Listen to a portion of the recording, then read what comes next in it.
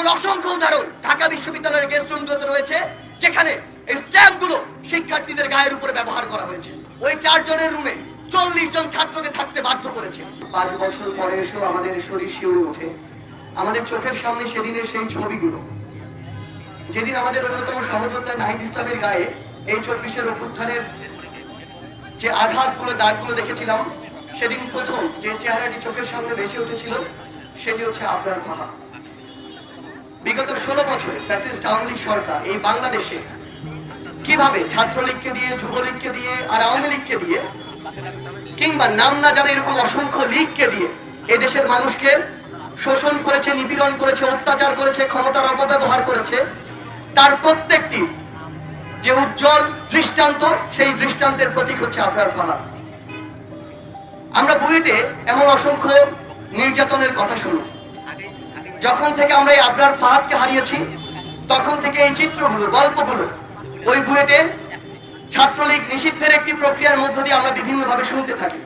কিন্তু তার পাশের এই ক্যাম্পাস, এই ঢাকা বিশ্ববিদ্যালয়, তার পূর্বে কিংবা তারপরে এই ছাত্র জনতার অভ্যুত্থানের পূর্বের দিন পর্যন্ত যে গেস্ট রুমগুলো হতো, প্রোগ্রামগুলো হতো, গণরুমগুলো হতো, তার প্রত্যেকটি প্রক্রিয়া ছিল এক একটি আবরার ফাহাদকে বিভিন্ন প্রক্রিয়া, নির্যাতন করার, নিপীড়ন করার এক একটি প্রক্রিয়া।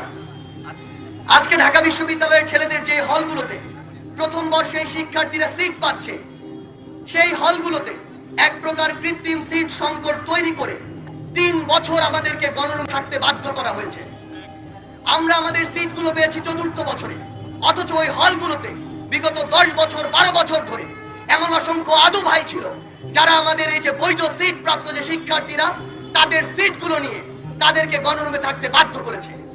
4 জনের রুমে প্রেসিডেন্ট সেক্রেটারি নামক কিছু শোষক এমন ভাবে ওই ছাত্রলীগের দালাল রূপে ছিল, তারা 4 জনের রুমে একাই থেকেছে, কিন্তু ওই 4 জনের রুমে 40 জন ছাত্রকে থাকতে বাধ্য করেছে।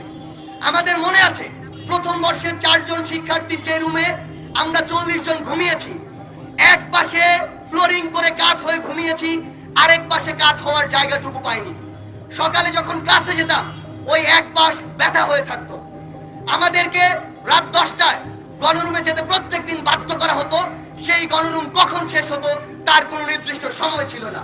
রাত 12টা, 2টা, 3টা, এমনকি ভোর পর্যন্ত ফজরের আজান ওই গণরুমে, ওই গেস্ট রুমে হয়েছে, এমন অসংখ্য ইতিহাস রয়েছে। ঢাকা বিশ্ববিদ্যালয়ের ওই গণরুমগুলোতে ছাত্রলীগ নামধারী কিছু নরক বিশ্বাস এক প্রকার মাদকাসক্তের মতো হয়ে যেত। তার উদ্দেশ্যই থাকতো গণরুমে একটি স্ট্যাম্প নিয়ে যাবে, গেস্ট রুমে একটি স্ট্যাম্প নিয়ে যাবে এবং শিক্ষার্থীকে মারবে। এমন অসংখ্য উদাহরণ ঢাকা বিশ্ববিদ্যালয়ের গেস্ট রুমগুলোতে রয়েছে, যেখানে এই স্ট্যাম্পগুলো শিক্ষার্থীদের গায়ের উপরে ব্যবহার করা হয়েছে। ওই গণরুমগুলো ব্যবহার করা হতো শিক্ষার্থীদের দাস বানানোর জায়গা রূপে। ওই গণরুমগুলোতে 40 জন এ কারণে রাখা হতো যেন একসাথে তাদেরকে ওইখান থেকে ছাত্রলীগের, আওয়ামী লীগের দালালি করার প্রোগ্রামগুলোতে নিয়ে যেতে পারে। এই যে বিষয়গুলো, এই যে কালচারগুলো, এই যে চর্চাগুলো, আমার সামনে আপনারা যারা রয়েছেন, এই প্রান্তে যারা রয়েছে, অসংখ্য বাধার মধ্যে বলার চেষ্টা করা হলেও আমরা ঠিকমতো বলতে পারিনি। কিন্তু এখন সময় এসেছে, এই যে অসংখ্য জীবন দেওয়ার বিনিময়, আমার ভাই, আমাদের ভাই শহীদ আবরারের জীবনের বিনিময়ে এই বাংলাদেশে ছাত্র জনতার অভ্যুত্থানের পরবর্তী নতুন একটি সময় এসেছে। এই সময়ে আপনাদের এই যে কথাগুলো, এই যে অত্যাচার, নিপীড়নগুলো, এগুলো তুলে ধরতে হবে, ডকুমেন্ট করতে হবে, যেন ফ্যাসিস্ট হাসিনা এবং তার দোসররা পরবর্তীতে বাংলাদেশে তার ওই যে ফ্যাসিবাদ, তার ওই যে রাজনীতি, অপরাজনীতি, অপসংস্কৃতি এই বাংলাদেশের ইতিহাসে, সেগুলোর যেন আর কোনোদিন স্থান না পায়। শহীদ আবরার ভাই সহ আমাদের সকল শহীদ ভাইয়ের বিচার এই বাংলাদেশে যেন অতি দ্রুততম সময়ে